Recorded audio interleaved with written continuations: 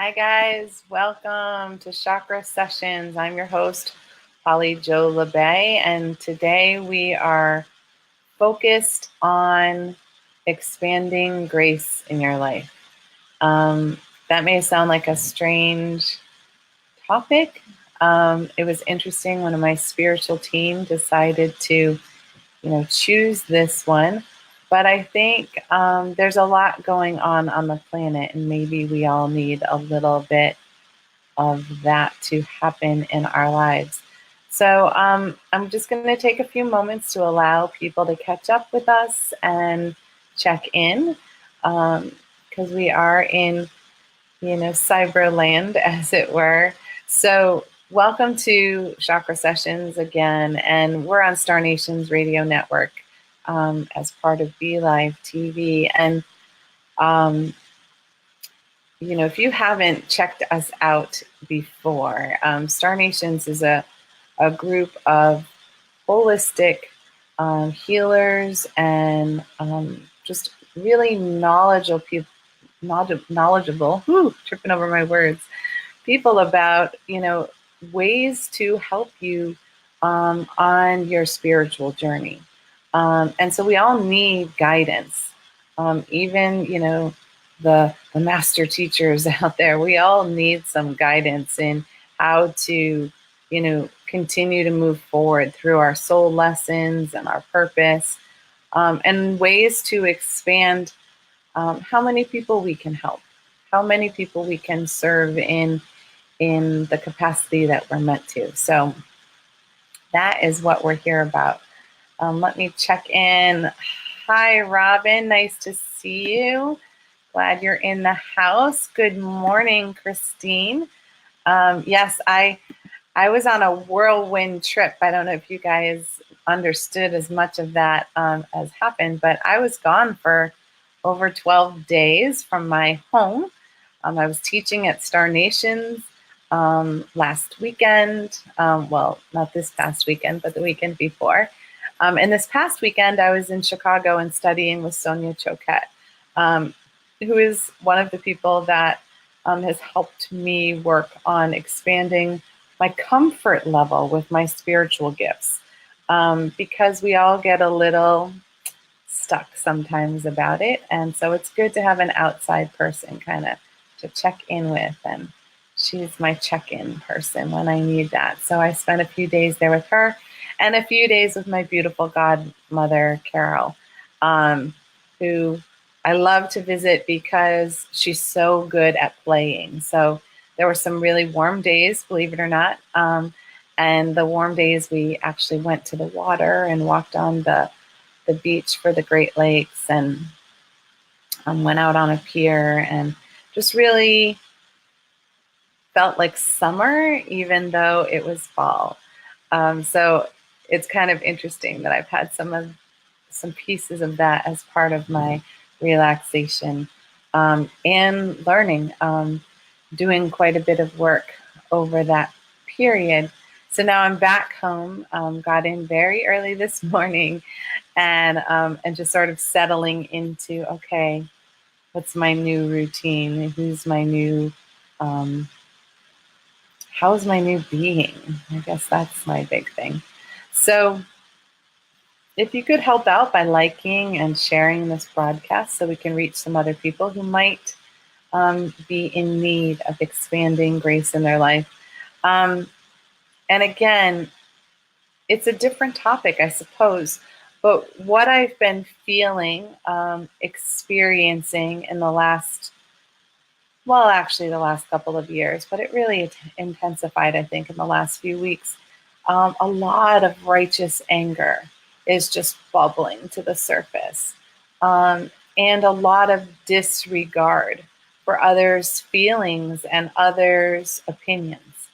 So there's sort of this blatant disregard for other people on the planet, and then there's this hurt, righteous anger at being disregarded, and it's sort of continuing to create itself. And so when I talk to my spiritual team about what can I do, in my little world to not go down the rabbit hole with everyone else. Because there's got to be, I would hope that there are going to be a few of us who are going to hold space for the shifting and the changing to happen, rather than getting caught up in the drama and the anger. Because drama and anger haven't worked. We've done that battle for a few thousand years now. And anger meets anger, fighting meets fighting. I always think about Martin Luther King, and the best way to create change was to not get there. You might have this anger that's underneath, that's propelling you to create change, but the focus is on creating the change, not on the anger.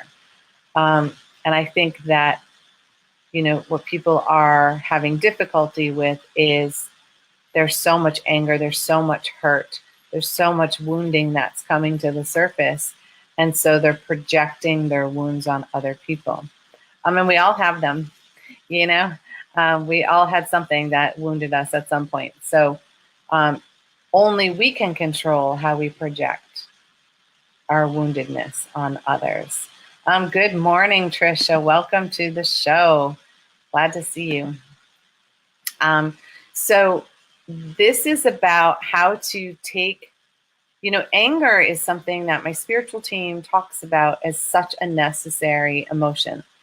Stuffing it does not work because it turns into sort of this bubbling volcano that comes out often at inopportune times, and maybe not attached to what it really needs to be attached to. So when you lose it because, your significant other didn't put their laundry in the basket, that's a little out of proportion, right? But you may be upset about all the ways that what you want or what you need hasn't been listened to. And this is like the final straw. But then you bring all the straws with you rather than just, could you pick up your socks? Because it drives me crazy. Hi, Ingrid. Nice to see you. Welcome to the show. So when we own our own anger, that's a great thing, right? But what we need to do is when we feel anger, it's a signal that we have been in a place where somebody has done something to cross our boundary. And what I mean by cross our boundary is they've done something that goes against who we are. And it hurts our feelings, or it hurts to an old wound, right? So when we can look and find our own anger, it's great to use anger in the moment. It propels you to create change. Like, this is not okay, and I'm not going to stand for this. That is perfect. That's a perfect use of your anger. You get to, say, enough is enough. I'm not having this. This is what needs to change. And that comes through in your anger. But when you hold on to it, especially anger when we feel we've been wronged,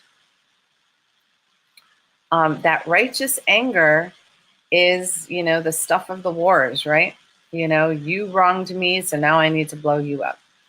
But the difference is when we can look at our anger and connect with it and use it in a loving and full way,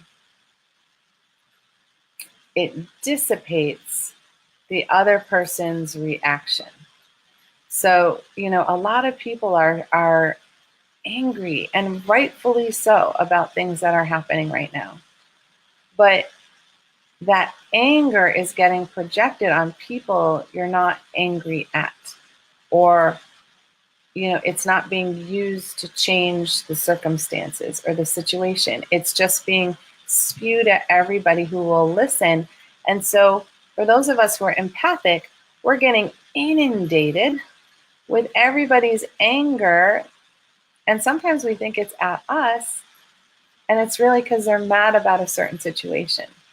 So when we don't manage our own anger, then we sort of walk around spewing it on everyone else. And so I'm going to start clearing some of the energy, guys. Hi, Neshi. Welcome to the show. Glad you're here. I already reminded the liking and sharing, so I know you're probably busy doing that as well. So instead of allowing the anger to consume us, because sometimes it starts to really affect our stomach. It's no wonder people have ulcers, because they hold onto that anger, or the acid reflux is all that anger trying to burn its way up. That's why we get heartburn, right? Because our heart takes the hit for all that fire that's sitting in there. And it impacts our pancreas, because our life isn't filled with sweetness. And so then we crave more sugar. And when we crave more sugar, then we produce more stuff. And then we've got to, we end up, wanting carbs and sugar. And it's why we crave that for comfort food, right? Because we need some softness and some sweetness in our life. So my team was really clear about, if we could sort of create more grace in ourselves and radiate that outward, then we can show people an alternative to all the anger. Things are challenging, totally challenging right now. And the way I've been working through it on my own is that we're all wounded. We all have something or a number of things that nobody else necessarily knows about. And even if they know it happened to us, they don't know how it has affected us, right? Any of our trauma, any of our upbringing, any situations that we went through that really shifted us away from our soul, or shifted us away from who we are in a spiritual sense, right? But if we can learn to see the soul of the other person, not what they're spouting, not what they're doing, but look deep in and see that wounded child or that wounded animal, however it comes to you. But for me, it's usually a child or an animal. And they're so busy yelling and screaming, and all I'm seeing is this really hurt child with hurt feelings. And I respond differently when I see their inner child. I respond differently when I think it's an animal that's been abused, right? You're calmer, you're gentler, you have more patience for listening past the wound to the truth of that person, which is, they're hurt, they're angry, and they haven't worked through their own stuff. And when they haven't worked through their own stuff, they're projecting it on you, right? Or projecting it on everyone around them. So if we can find a way to feel love and compassion, not necessarily for what they're saying, but the fact that they have to be so wounded and so hurt that they feel the need to do that and say that and be that in the moment. So I don't know if that makes sense to you guys. Hi, Marlene. Nice to see you. So the thing about expanding grace is that really there are two base feelings on the planet: love and fear. So anything that is positive, joyful, happy, that's holds the element of love. And anything that feels negative, that has some fear attached. And the fear is, when you're angry and you're mad at somebody, you're fearful that, your life is going to have to change, or you're fearful that they're going to hurt you, or you're fearful that, you're going to have to change some aspect of your life to accommodate this person. So it's all about, are we in love or are we in fear? So just do a momentary check-in. Where have you been spending most of your time lately? Have you been in a joyous, happy, loving place? Or have you spent a lot of time in anxiety, worry, frustration, anger, things that have put you in the realm of fear? And it's not like a trick question, and it's not to shame anybody or blame anybody, because it's just a check-in. Because I know for me in my check-in, it was like, ooh, I spend a lot of time in fear that I wasn't aware of. And one of the ways I noticed it, especially in the last couple of weeks, is that I shield my energy. I keep people out. My empath is like, stay out. And not that that's a bad thing, but it also means that I need to know how to let down my guard and be open and be intimate with people, to let them see me, to let them experience my truth, and not feel the need to protect myself, right? Because if I am sitting here in a state where I feel like I need to protect myself, then I am attracting reasons that I need to protect myself. I know that's kind of cerebral and hard to imagine. It's sort of an expanded view of the law of attraction. So if we want to create a planet of peace and harmony and equality, then it starts with us. When you think of people as other, as different, as not you, then we start to take away their humanity.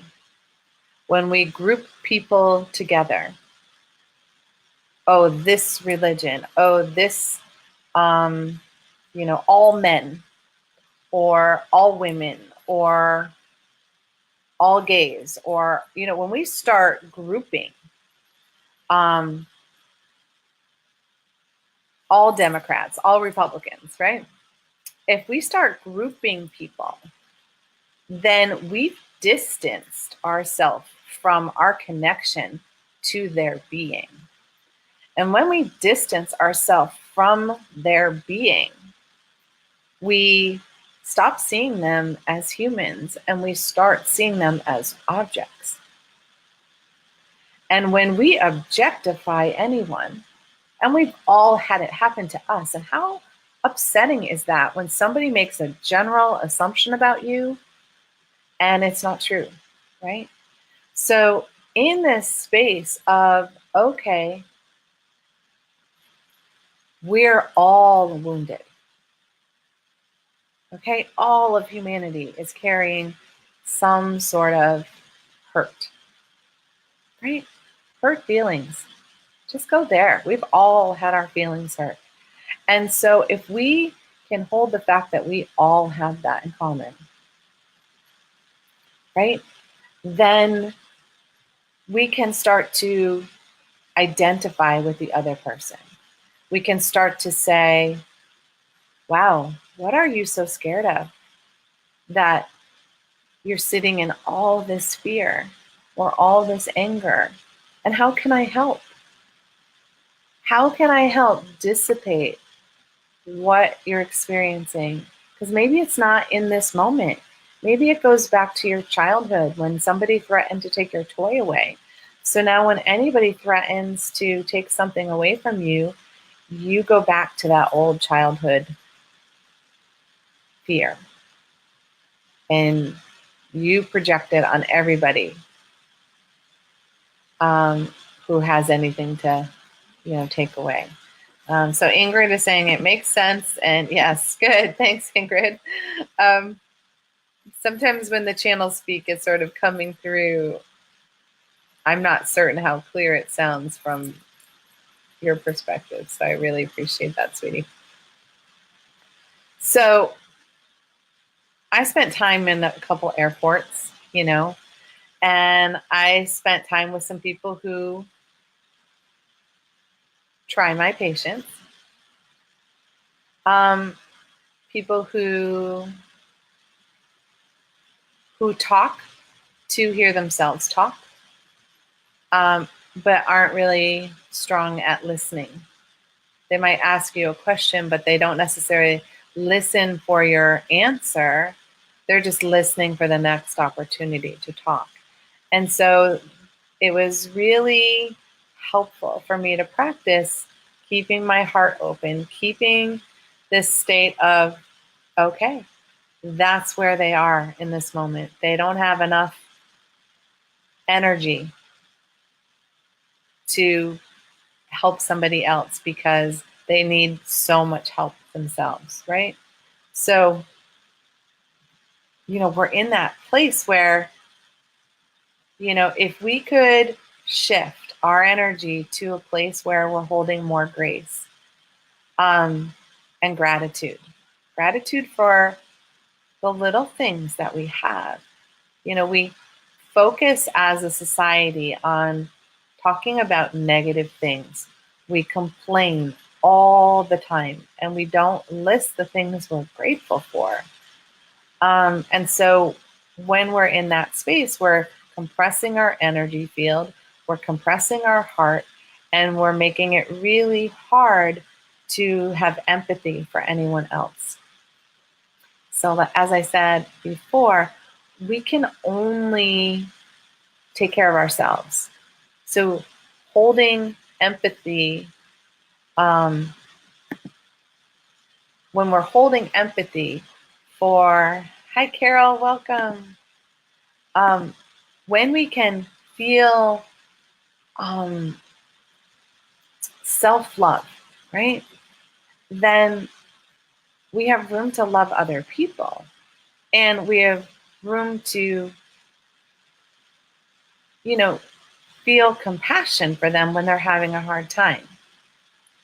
And if we get focused on all the anger and all the ways they did me wrong, it can be a really difficult thing.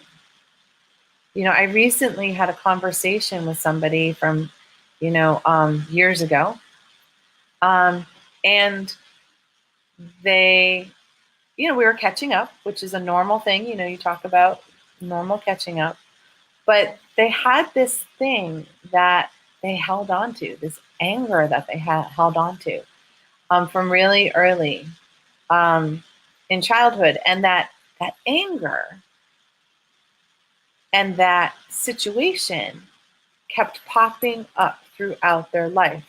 Not with that same person, but the same type of situation, because they hadn't let that anger go. And so every time that type of situation came up, they were back in the old energy, feeling those old feelings and projecting it into the new situation. And we all have ways that we do that. I can sit here and be like, oh, I don't ever do that. Well, if somebody uses ever or never, yeah. We all have done it. I may be better at it than I used to be. I know I'm better at it than I used to be. But there are people who bring up the past over and over, right? We've all had that.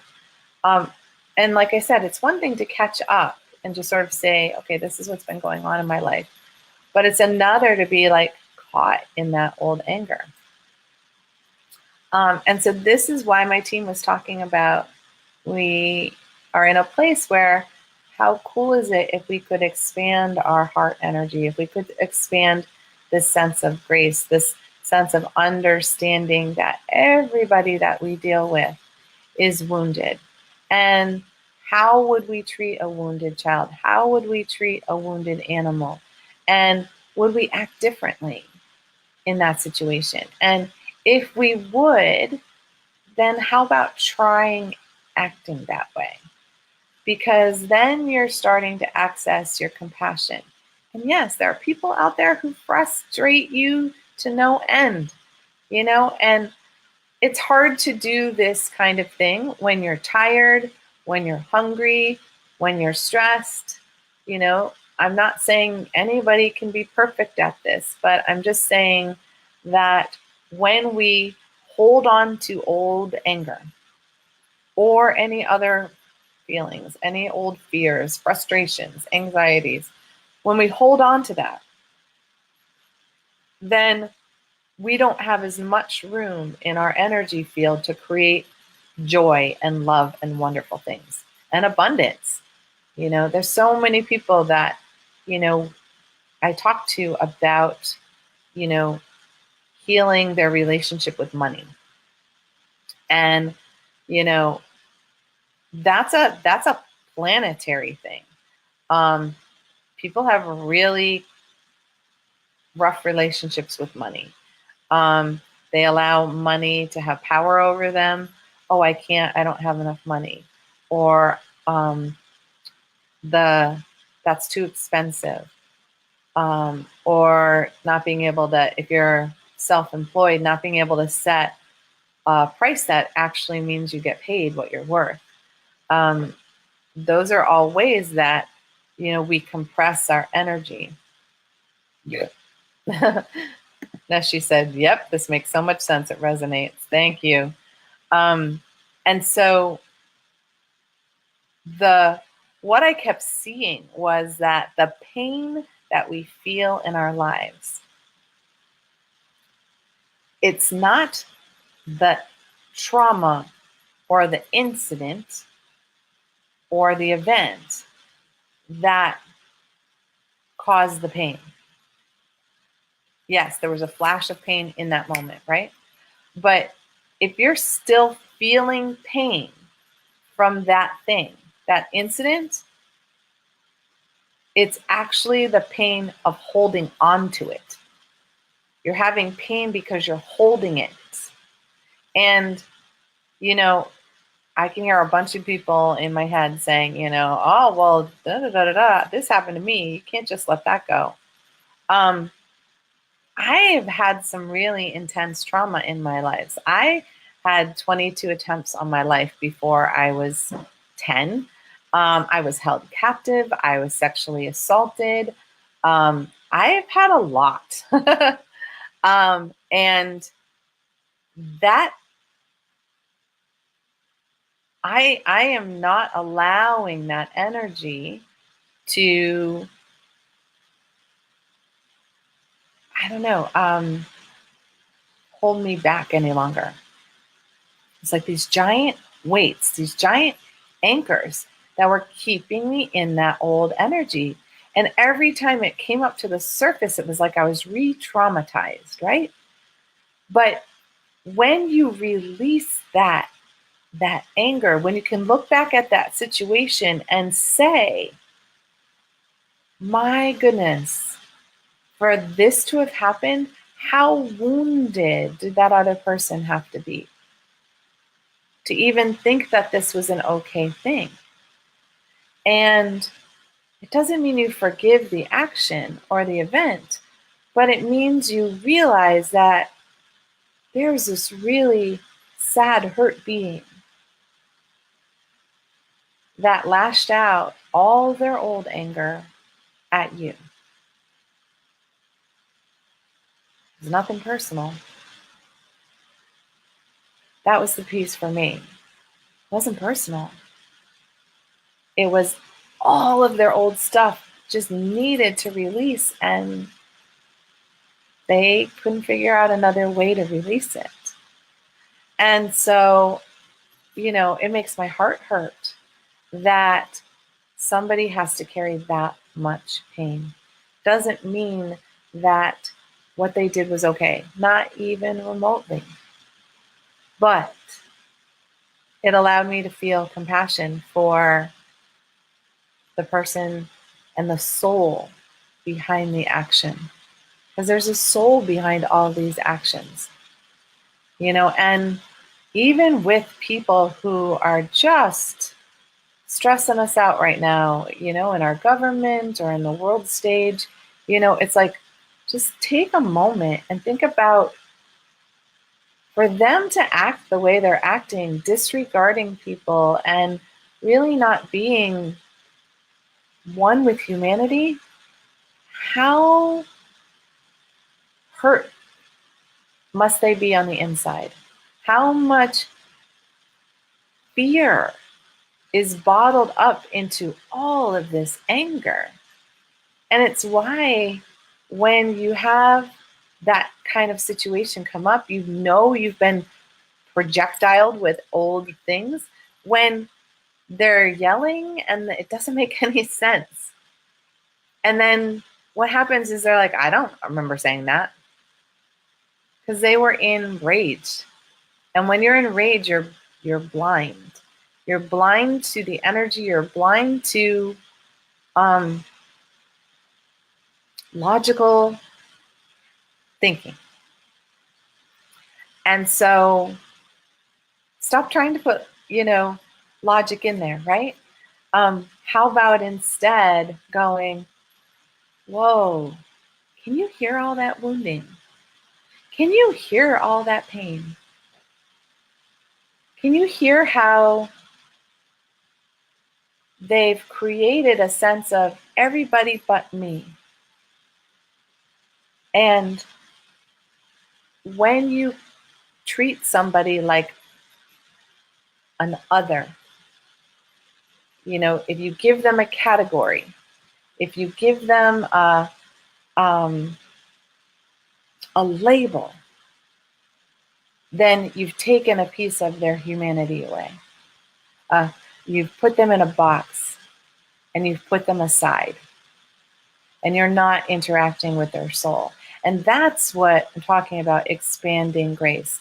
Like really realizing that every single person, no matter how angry or fearful they are, there's a soul under there. And there's wounding under there that is speaking for them. These people, all of us came in as children feeling love and joy and happiness, right?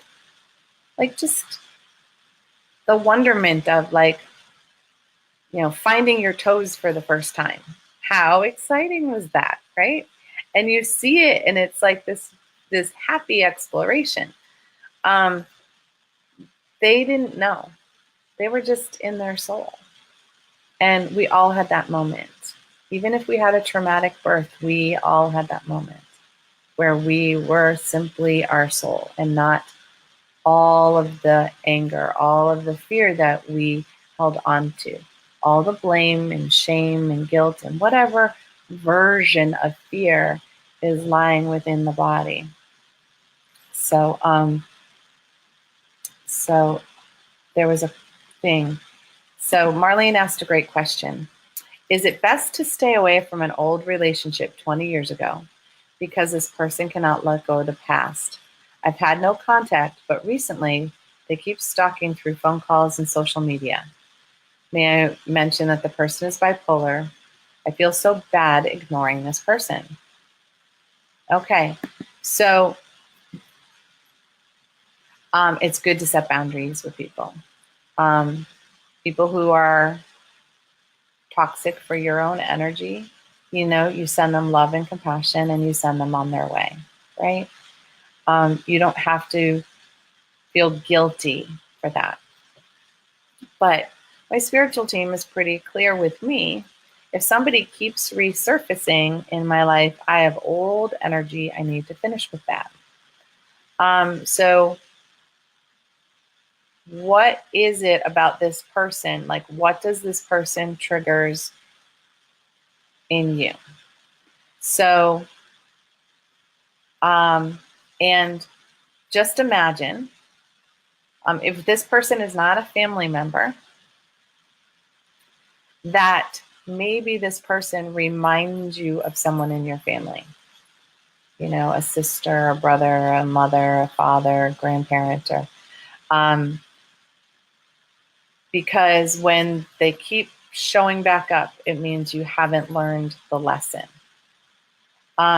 So who who in your um, family of origin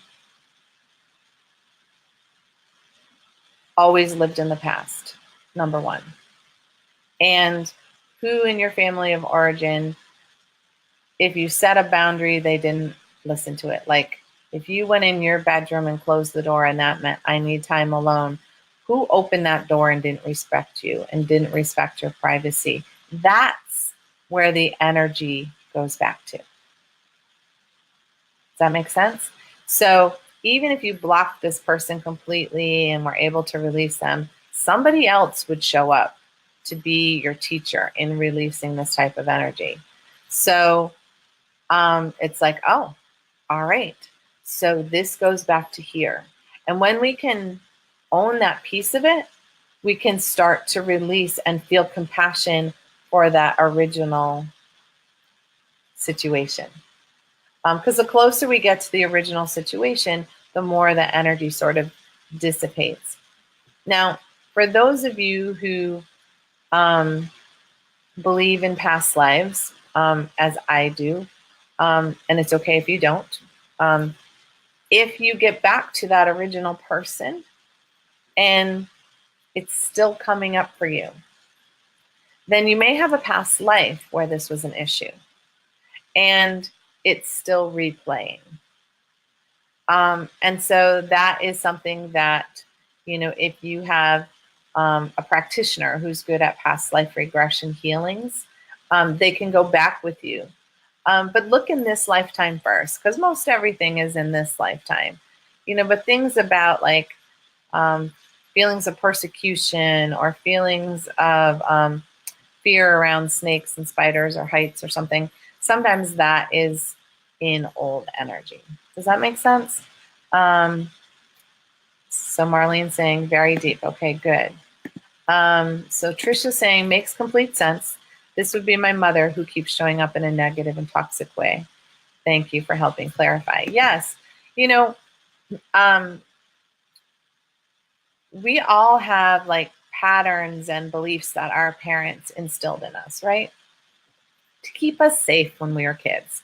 But as adults, those beliefs may no longer hold true.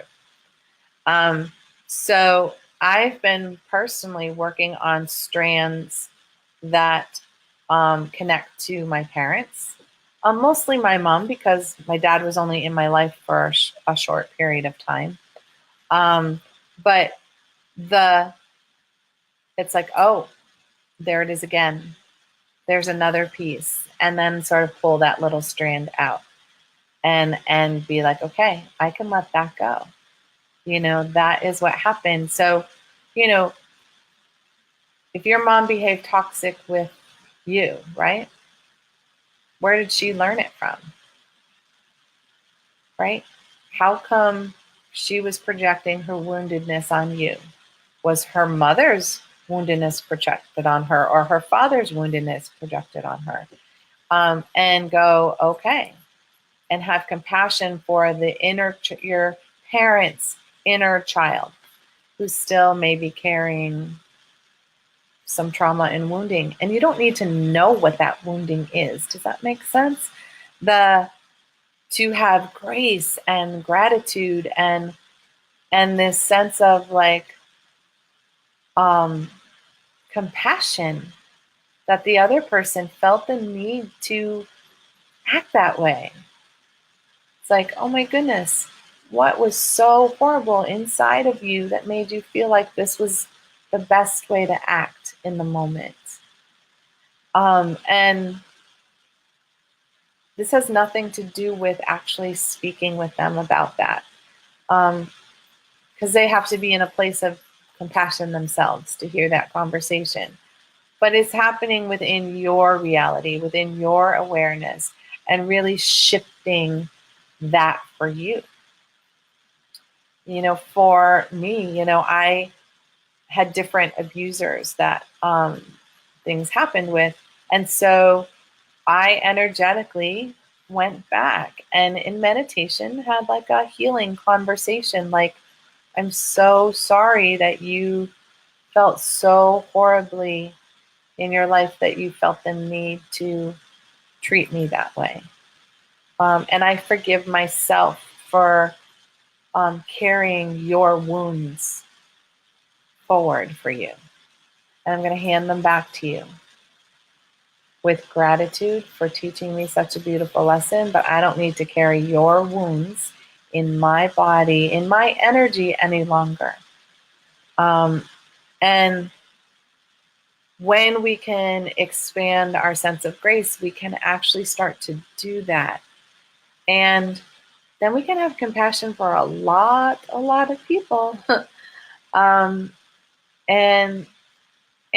But we also know that, the best way to not keep getting projected upon is like, thank you for the lesson. I really appreciate it, but I'm not going to do this with you anymore. I love myself too much to allow you to continue to spew your fear and your hate and your anger onto me. So I'm going to release you and release me from this relationship, this inequality, this inhumanity, really. So I hope this all kind of makes energetic sense. So normally I do a pretty large, clearing and healing around it.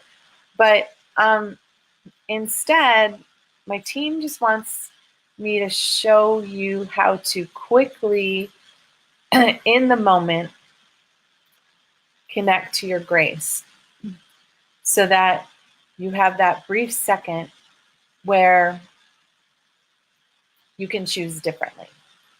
You can choose not to go down the rabbit hole in fear and anger with them. You can choose to love yourself more than holding on to that anger. And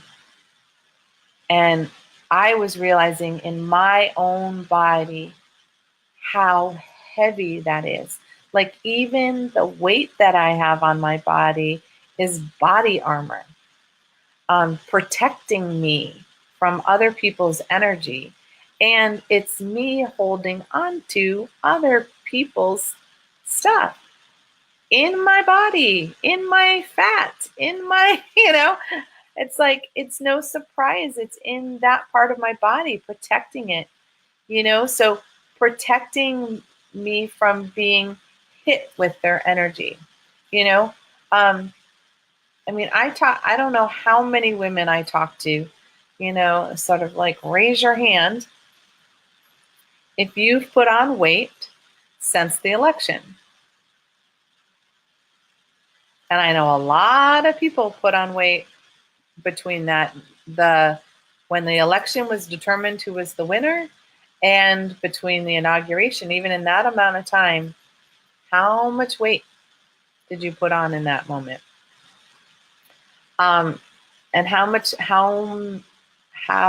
heavy did your energy feel? Right?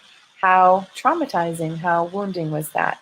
And even if it wasn't wounding for you, and even if that felt like a good change and you needed that change, right? How did it feel to be in the energy of the United States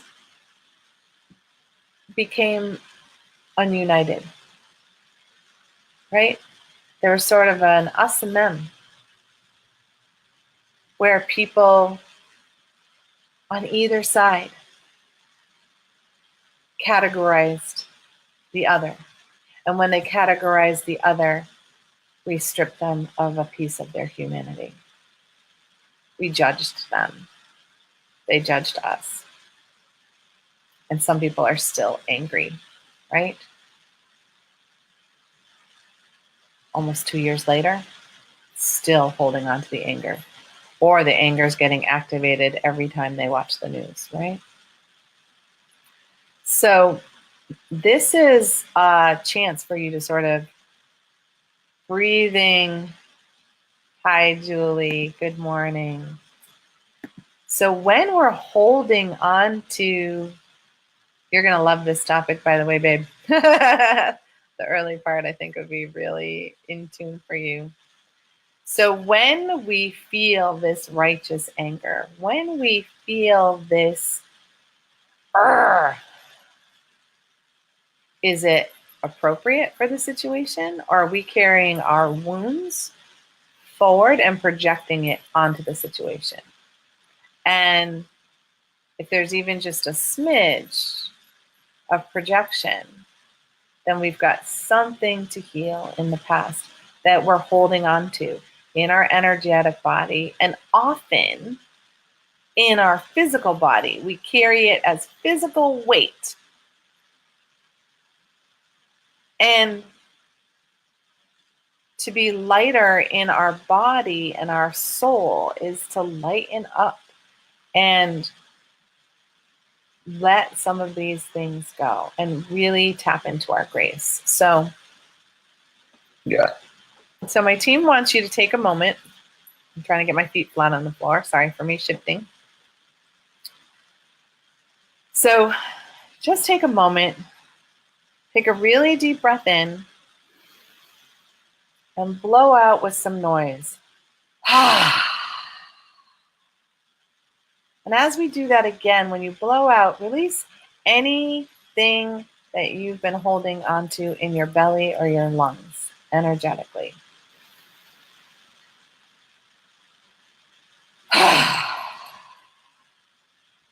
Okay? Because the stuff that we hold in our belly, in our lungs, and our throat impacts our heart because it's so close right off the bat. Yeah. So grace comes from that nurturing divine feminine. So we're going to breathe in and imagine you're breathing in from the bottom of your feet. And as you breathe in from the bottom of your feet, allowing it to move up your legs, up your hips, through your torso, and then landing in your heart. And just take a moment to feel the heart attempting to just gently stretch and expand. Yeah. And take another moment to breathe in that energy. Breathe up through your feet. Breathe up through your legs, your hips, up through your body, and allowing it to land in your heart.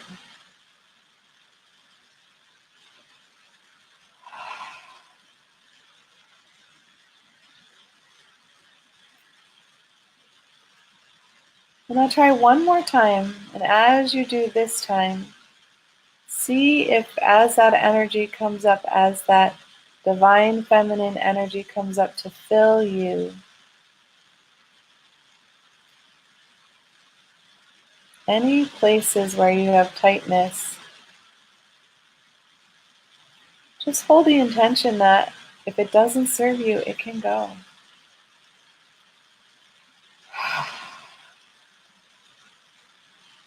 Now notice how much more breath you have, how much more space you have in your heart right now.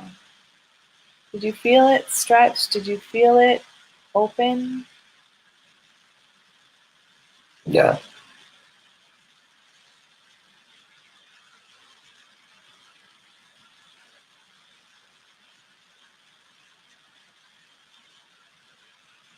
Yeah.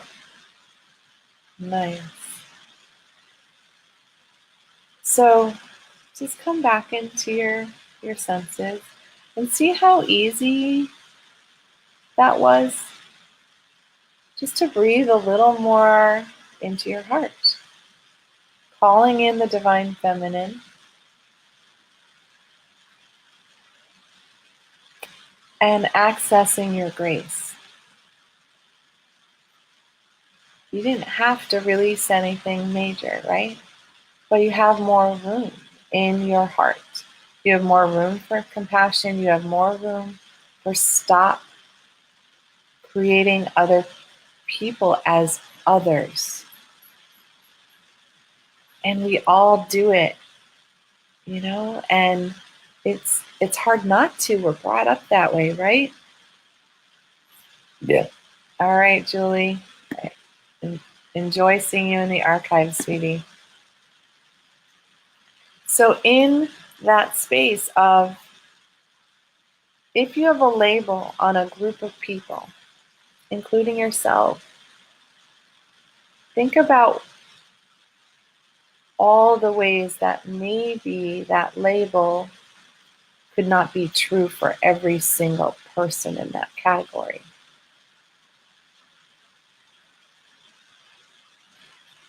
And, I had somebody this week, you know, um, in a healing situation, mind you, where, I was sitting as the healer and the listener. They said something about women and money. Well, they spend all their money on things like furniture, and they don't understand when, men want things for their hobby. Huge generalization, right? Huge.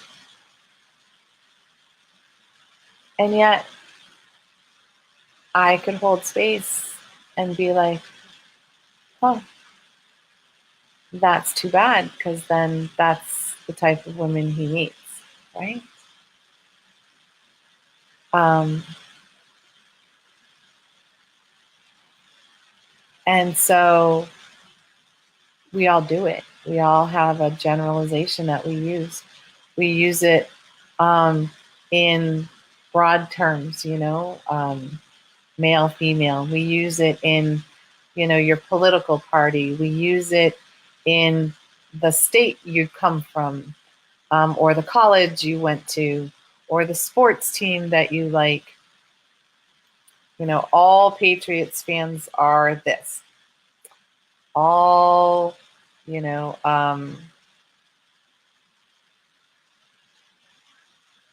I can't even think of another one. I guess the Yankees is the other one that people might generalize about.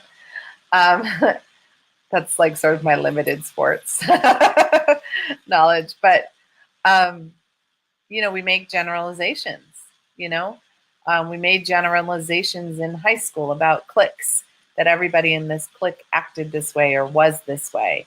We made generalizations about women who were fat or who were thin, right? And what our definition of that was in any given moment, right? And so when we do those generalizations, we've dehumanized them slightly. And we aren't connected to their soul. And so it's been no surprise that as I've been working on this letting down my armor, letting down the need to protect myself from other people's energy, and really opening up the compassion for people and their need to respond the way they are. Is it in fear or is it in love? And checking in on ourselves. And granted, we can't do this 100% of the time, right? There are moments where it's good if we're in fear. If our life is being threatened, if the roads are slippery and we've got to be like fiercely attentive so we don't get in an accident, yes, you need it. Or if a situation doesn't feel right, you need that. But you don't need to hold on to it past the moment that you need it. Animals know how to shake it off. We do not. We hold on. And we all know people who hold on to the past. And every time you see them, they tell the same story about the same thing because they're still energetically in that time period. They're holding it somewhere in their energy body, somewhere in their physical body. So if this is something that you feel resonates for you, that you want to work on, I invite you to practice that breathing in the divine feminine up through your feet. Because the earth and the earth mother, grandmother, really is the epitome of holding space. She holds us all here on this planet as lovingly as she can. But there are times when we're holding on to so much junk that she needs to shake loose. It's too heavy. It's too dense. And so it creates these storms that we have to clear the energy. And notice how big some of these storms have to be and how much energy needs to clear. We don't have tsunamis and hurricanes, because a couple people are, still angry about, when they were 5. We have really old, deep energy that is needing to shift because it's too dense for her to hold it within her energy field any longer. So we can follow her example. What are you holding on to in your energy body or in your belief systems or in your victim energy that is weighing you down? And if you're having trouble imagining being able to release it on your own, well, then reach out. Reach out to me through some, chakra sessions or through my website, trinityhealingsanctuaries.com, or reach out to whoever your spiritual teacher is or your healer is to help you work on this. Because as soon as I find the strand, I focus on the energy and how to let it go. And sometimes even I need someone to hold space and help me do that. We're not meant to do everything on our own. It doesn't mean we can't do it on our own. We are in charge of our own healing. But sometimes it's really helpful to have somebody else bear witness to what we're choosing to release. I hope that makes sense to you guys. So thank you for being here with me through this, topic of expanded grace. If you feel like it was good for you, or you have other people who might really resonate or who might really enjoy or need to hear what was shared today, well, please like this and share this on your page or in any groups that you might be in that would be interested, so that we can get the healing out there for those who are in need of it. But remember that the healing begins with you. Kind of like put the oxygen mask on you and then on anyone you need to help first. And we'll be doing a full healing tomorrow night at 7 p.m. Eastern Standard Time on Soul Connections. And I will also be pulling cards with divine messages. And, I hope, you guys have a beautiful rest of your day, rest of your week. And if you are in my neck of the woods, if you are in Western Massachusetts or pretty close by, we're having a beautiful drumming journey circle with the amazing Karen Kierstead. And so you are welcome to come join us here at Trinity Healing Sanctuary for that this Saturday. Thank you, Neshi. I love this topic today. Thank you, Polly Jo, and your spiritual team. You are so welcome, sweetie. And thanks, you guys. I'm so glad that, you stayed tuned and you checked in and were really with me today. So Go shine your light, because we all need you to do that. We each have our own way we're meant to heal the planet, and remember, it begins with you. With that, you guys have a beautiful rest of your weekend, and I will see you tomorrow night at 7. Mwah. Bye.